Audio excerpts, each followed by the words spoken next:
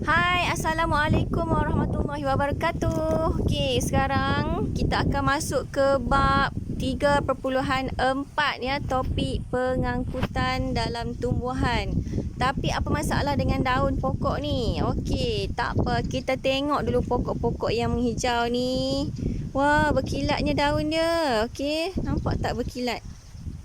Tapi kalau tengok dekat bawah daun berkilat tak?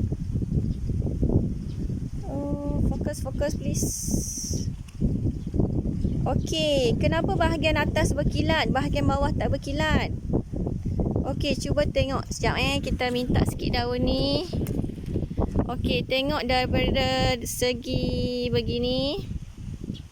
Okey, tengok struktur daun tu ya, dia punya urat daun tu duduk di bawah.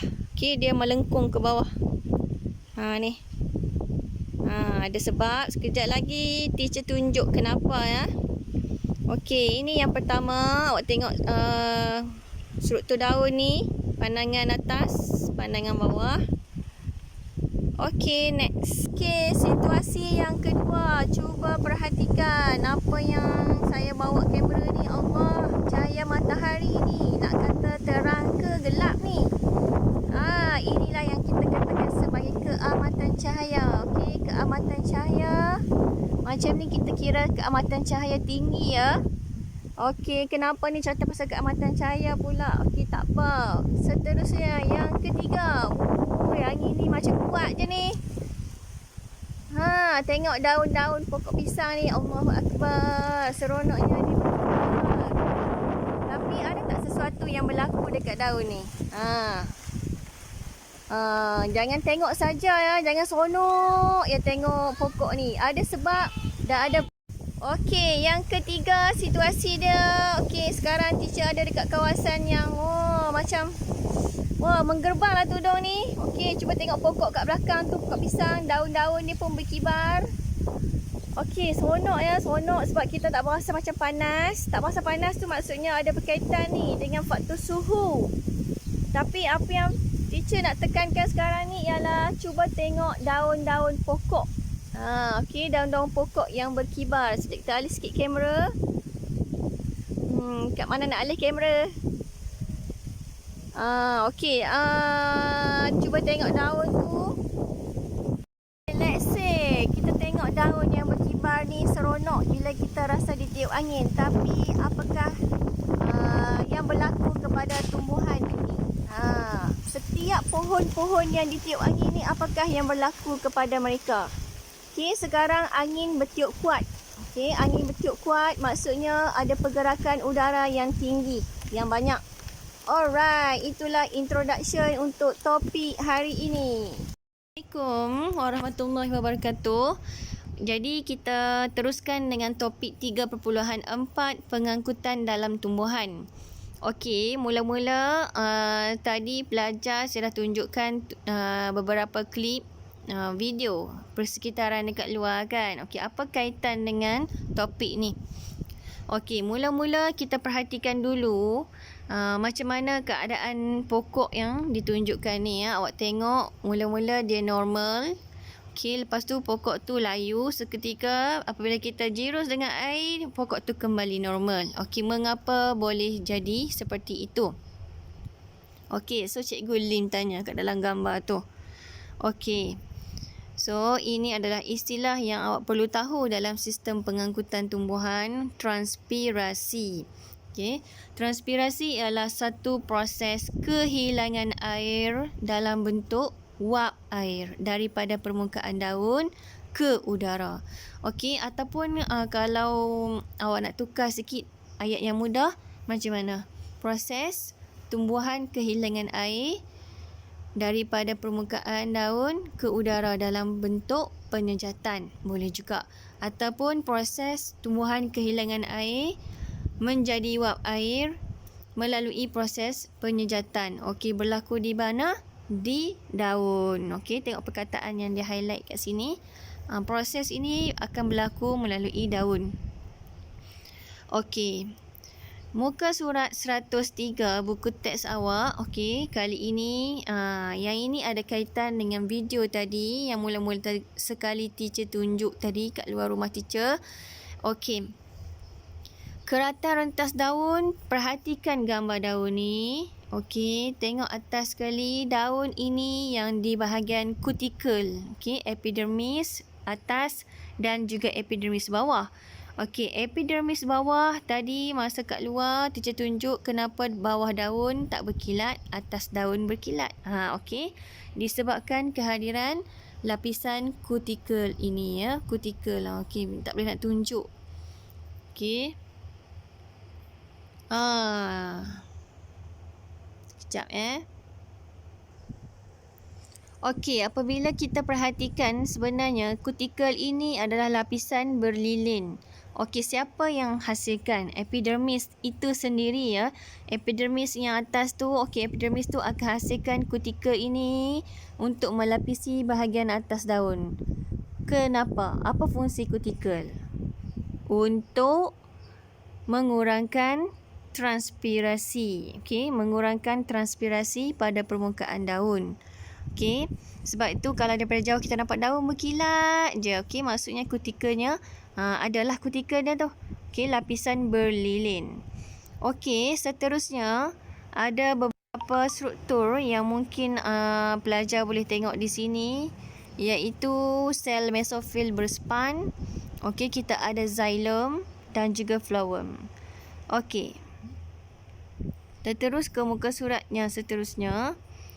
Fungsi stoma dalam transpirasi. Kebanyakan air akan hilang semasa transpirasi dalam tumbuhan yang berlaku melalui liang stoma pada epidermis daun ya. Okey, jadi dia akan keluar melalui liang lah. Dia tak akan keluar secara terus melepasi dinding epidermis, tapi melalui liang stoma. Okey, jadi semasa fotosintesis berlaku pada waktu siang, stoma akan terbuka. Okey, seperti rajah A. Okey, apakah yang memasuki sel pengawal yang menyebabkan liang stoma itu terbuka? Okey, jadi ingat lagi tak tajuk sebelum ni macam mana apabila proses fotosintesis berlaku, maka ada banyak makanan yang akan tersimpan. Jadi ia akan meningkatkan kepekatan di bahagian dalam sel pengawal. Jadi air akan bergerak masuk dan sel pengawal akan menjadi segah. Bila segah dia akan terbuka. Okey, so bukaan stoma menyebabkan tumbuhan kehilangan air semasa transpirasi. Ini perkaitan antara stoma dengan transpirasi. Okey. Kalau liang stoma tertutup, maka transpirasi pun akan berkurang. Okey, ini adalah istilah yang seterusnya. Gutasi. Okey, apa dia gutasi ini ya? Kita tengok sikit baris yang ke-3. Okey, nama lain bagi gutasi ialah pelembakan. Gutasi merupakan kehilangan air daripada tumbuhan dalam bentuk cecair melalui hidatot yang sentiasa terbuka pada pinggir daun. Okey, dan gutasi lazimnya berlaku pada waktu malam ketika kelembapan udara yang tinggi. Okey, tadi transpirasi, yang sekarang gutasi. Okey, kalau transpirasi berlaku pada liang stoma, kalau gutasi berlaku pada hidatot. Okey. Kalau liang stoma, dia terletak banyak di bahagian permukaan bawah daun, tetapi kalau hidatot, ia terletak di pinggir-pinggir daun. Okey ya. Untuk transpirasi, okey, kalau transpirasi berlaku pada waktu siang, okey, pada waktu siang kerana pada masa itu liang stoma terbuka. Okey, mana pada waktu malam, okey, ataupun ketika kelembapan udara tinggi. Okey, itu ialah perbezaan antara transpirasi dengan gutasi. Okey, kita tengok sikit gambar rajah yang ada pada muka surat 103 ini. Awak nampak ada titisan di hujung rumput. Okey, adakah itu embun atau gutasi? Okey, gutasi tidak sama ya dengan titisan embun. Titisan embun ni dia terbentuk daripada proses kondensasi wap air di atmosfera kepada air. Jadi kalau nak tahu beza dia, awak tengok kedudukan titisan air tu. Dia duduk di hujung, dan kalau dia ada kat tepi-tepi pinggir daun, itu ialah gutasi. Tapi kalau duduk kat hujung daun macam tu, ataupun di atas permukaan daun, itu adalah embun. Okey, kita terus kepada yang seterusnya.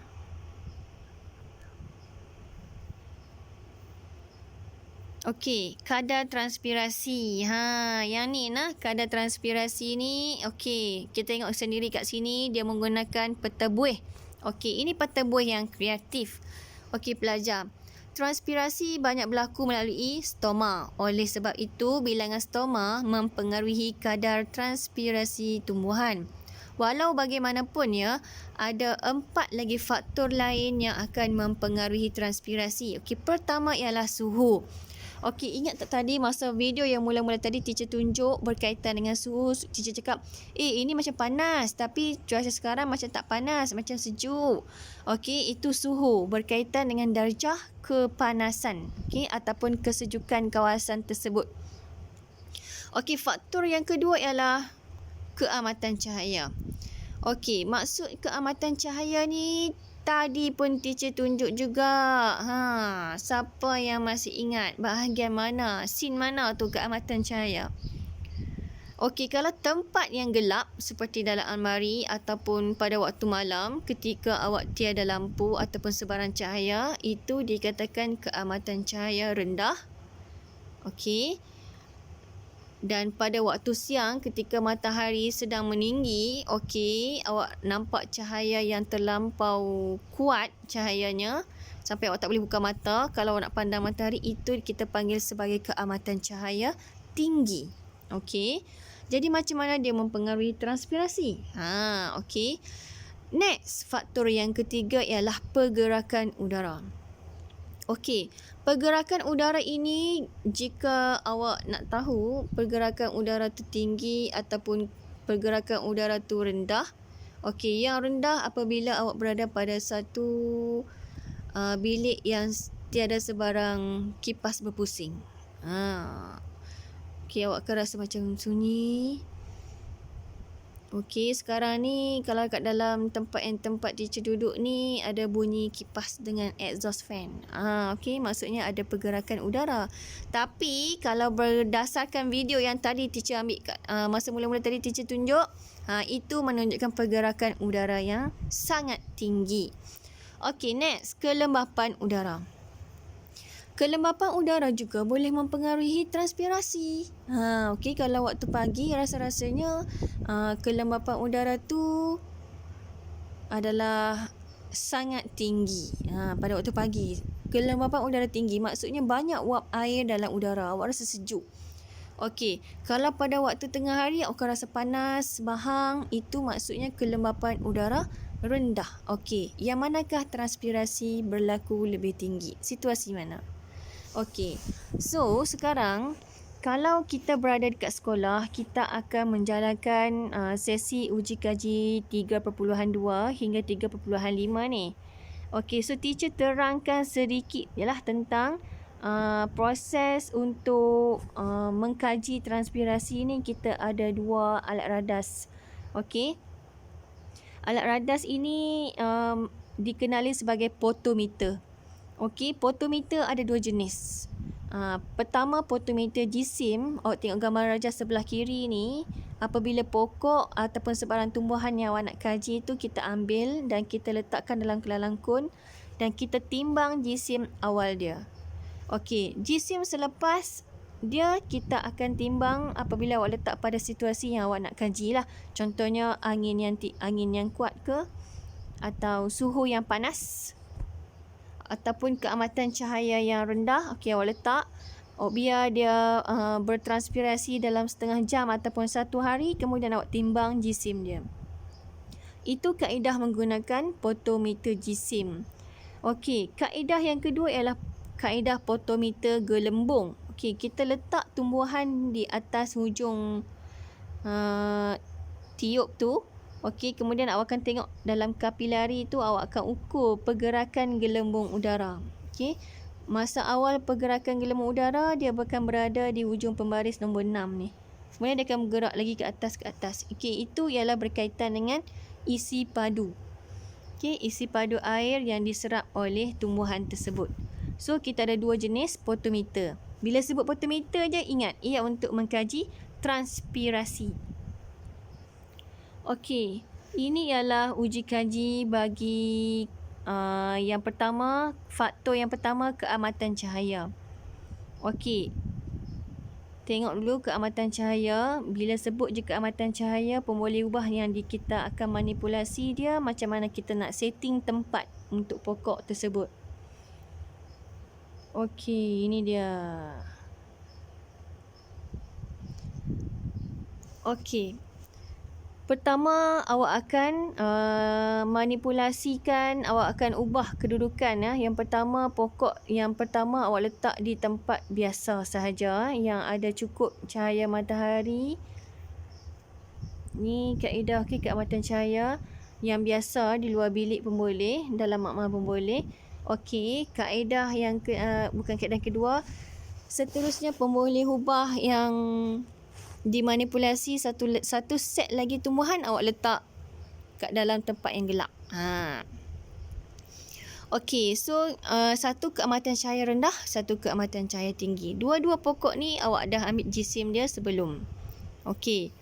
Selepas 3 jam. So dalam eksperimen ini 3 jam. So kalau kita buat sendiri kat rumah boleh juga buat 24 jam. Satu hari ke. Okey, ataupun 12 jam. Awak timbang sebelum. Pakai je neraca elektronik yang ada kat dalam rumah kamu. Okey, saya ada juga yang saya buat kek. Okey, boleh guna. Kalau berasa nak test, kita boleh test. Okey, lepas tu, selepas 3 jam, timbang. Okey, perubahan jisim potometer tersebut awak bahagi dengan masa, maka awak akan dapat kadar transpirasi bagi kedua-dua pohon tersebut. Okey, jadi awak boleh bagi hipotesis ataupun inference. Boleh bagi inference tak untuk eksperimen keamatan cahaya ni?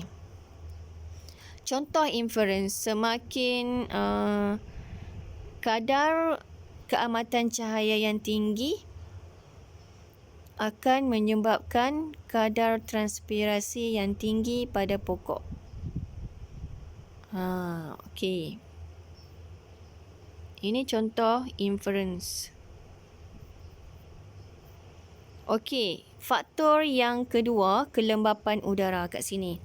Kelembapan udara, macam mana kita nak setting tempat untuk pokok kita?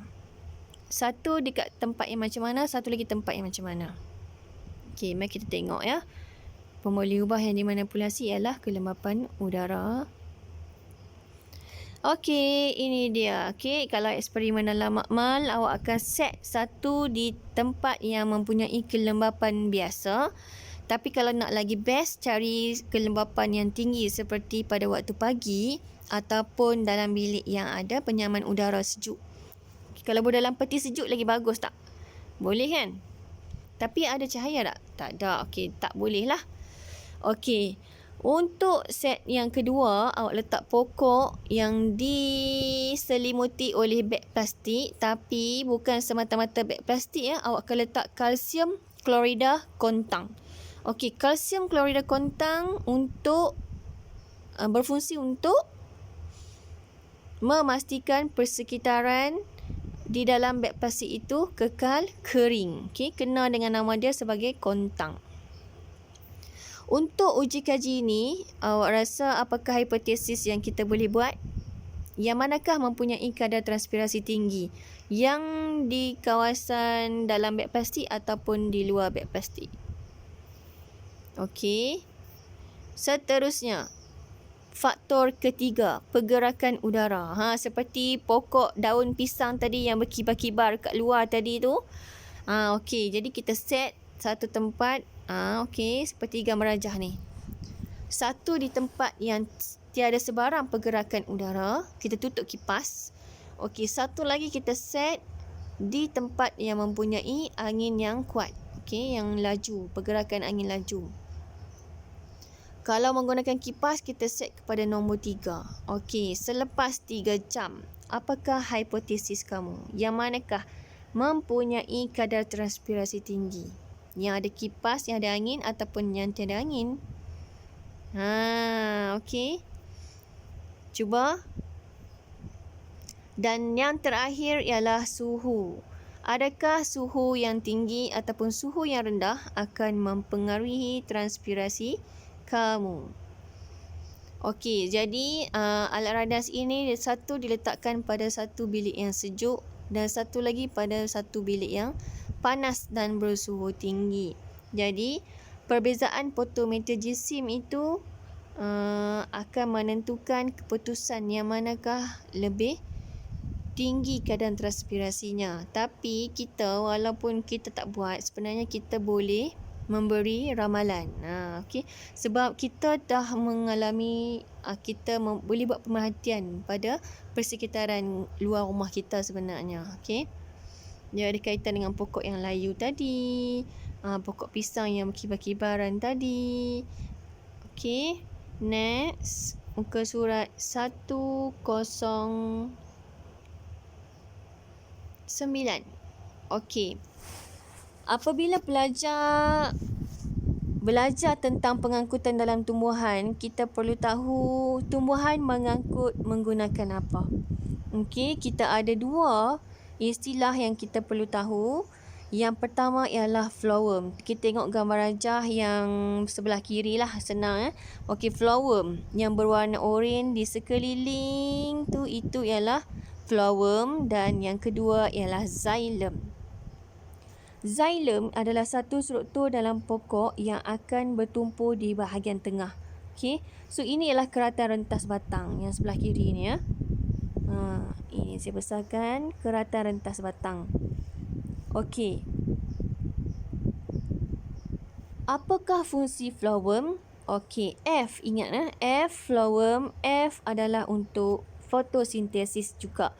Jadi, flowworm akan mengangkut hasil-hasil fotosintesis daripada daun ke seluruh tumbuhan. Okey, jadi fungsi dia akan angkut makanan.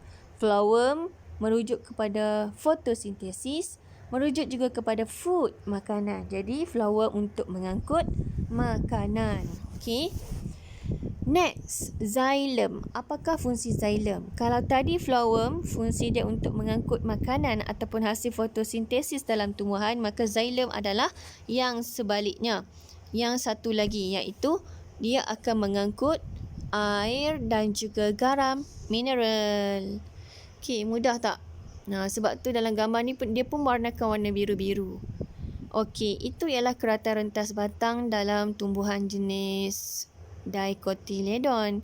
Okey, mari kita tengok pula keratan rentas pada daun. Kat mana flowworm dengan xylem duduk? Okey, ini struktur daun yang diterbalikkan tadi. Ingat tak masa teacher tunjuk masa mula-mula video?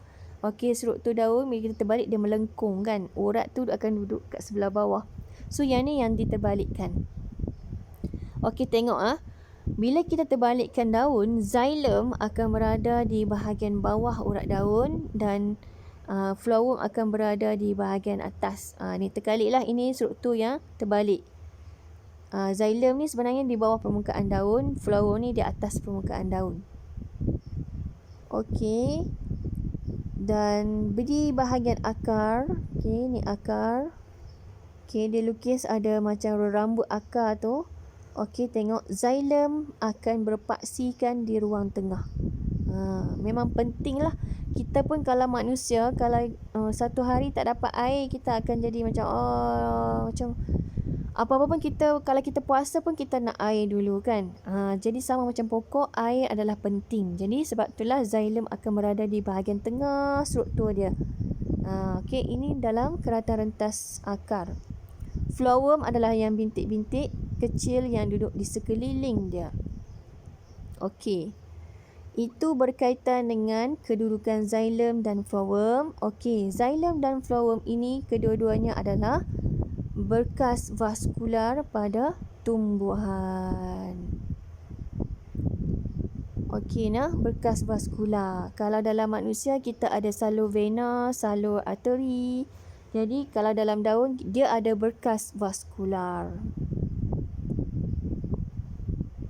Okey, kalau nak penerangan yang lebih lanjut boleh tekan scan barcode bagi ni ya, info 1, info 2. Okey ya, para pelajar. Kita teruskan sedikit lagi. Kita tengok laluan air dan makanan dalam sistem pengangkutan pertumbuhan. Okey, ingat lagi tak laluan makanan? Tadi teacher abang, siapa yang akan angkut makanan? Food. Siapa yang angkut? Mula dengan huruf apa? Phloem. Okey, F-L-O-E-M. Okey, dah hafal dah ke? Okey, kalau laluan air, siapa yang akan angkut? Mula huruf X. X-I-L-E-M. Xylem. Okey, kita ada 2 aktiviti di sini. Okey, menyiasat laluan air. Pertama dengan merendam. Okey, merendam dalam larutan ayosin yang berwarna merah. Okey, yang ini menggunakan mikroskop sebab dia nak perhatikan kedudukan bahagian yang berwarna. Bila awak guna larutan iosin ini, jadi pokok ini akan menyerap air ni macam biasa sehingga ke daun.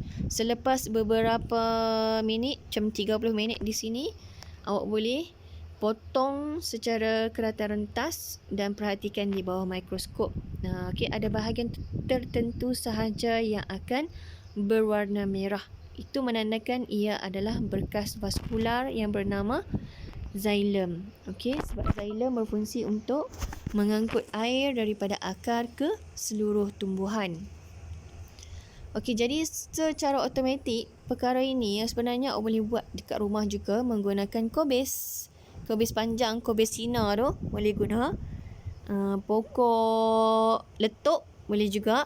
Cuba rendam dalam masa beberapa jam, boleh angkat. Okey. Dan boleh potong dan tengok sendiri. Serut tu walaupun bukan di bawah mikroskop, boleh juga tengok, boleh nampak.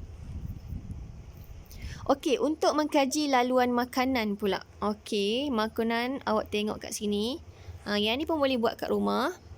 Awak potong batang ni, tapi buang gegelang kulit yang berwarna hijau sahaja. Okey, kalau pokok tu jenis pokok yang berbatang berkayu, awak akan buang satu gegelang kulit koko yang kulit luar, lepas tu yang berwarna hijau. Dia akan tinggal satu batang keras sahaja. Okey. Yang batang keras tu kat dalam dia adalah xylem. Jadi kita tak buang xylem, kita nak buang phloem. Phloem tu yang gegelang kulit warna hijau. Okay. Sebab phloem kan fotosintesis, jadi dia akan angkut benda-benda makanan dia warna hijau lah. Okey, siram pokok setiap hari dan dedahkan pada cahaya yang cukup.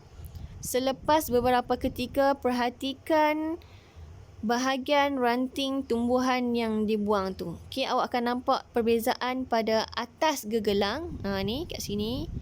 Ni gegelang, nampak tinggal kayu je tengah tu.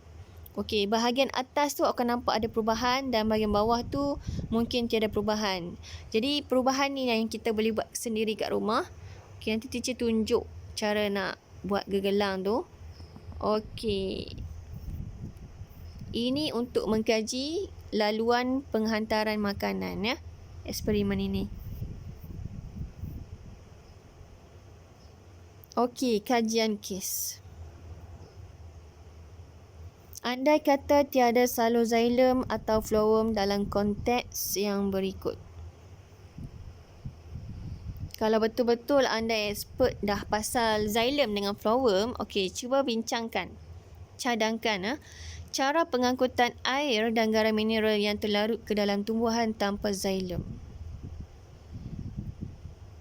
Yang kedua, cara pengangkutan sukrosa dari daun ke seluruh bahagian tumbuhan tanpa phloem.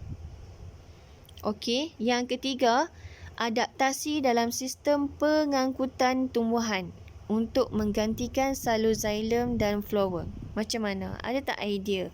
Okey, yang ini kalau pelajar rasa curious, cuba Google dan cari and share dengan kawan-kawan dan teacher, okey? dalam grup PT3 kita. Okey, ini adalah soalan praktis formatif 3.4. Test tengok boleh tak jawab soalan ni. Kalau teacher teacher tak payah tanya. Okey, yang ini teacher nak awak yang cuba jawab soalan ini. Pertama, apakah maksud transpirasi? Ingat transpirasi adalah proses tumbuhan dot. Yang kedua, gariskan jawapan yang betul tentang sistem pengangkutan dalam tumbuhan. A. Tumbuhan kehilangan air daripada tumbuhan melalui transpirasi adalah dalam keadaan keadaan cecair ke keadaan wap. Okey. Yang kedua, B. Tisu yang mengangkut air dalam tumbuhan kita kenali sebagai apa, dan yang mengangkut sukrosa ataupun makanan kita panggil apa? Ingat huruf depan yang teacher beritahu tadi. Nombor 3, Allah yang ni lagi kacang. Nyatakan 4 faktor yang mempengaruhi kadar transpirasi tumbuhan. Ada 4, siap dengan video. Tadi teacher dah tunjuk masa mula-mula.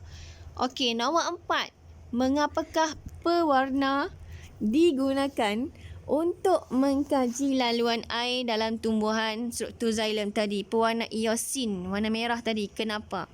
Okey, nombor 5. Yang ini lukis dan juga labelkan. Okey. Next. Okey, itu sahaja setakat ini. Kita masuk 3.5 nanti ya. Terima kasih kerana sudi meluangkan masa untuk belajar tanpa mengira situasi dan lokasi kita. Okay, bye-bye. See you.